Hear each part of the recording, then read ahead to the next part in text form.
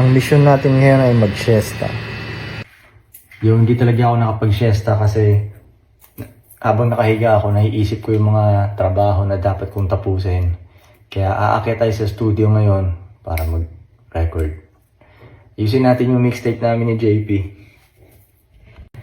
Siyempre, suotin natin itong mga alahas habang nagre-record para feel na feel natin, di ba? Kumuha tayo ng energy dito sa mga ginto natin. Let's go! So ito yung hook ni JP sa kanta namin at sa pang-apat na kanta namin. Hindi ako maghihintay, alam kong di ka pa bigay.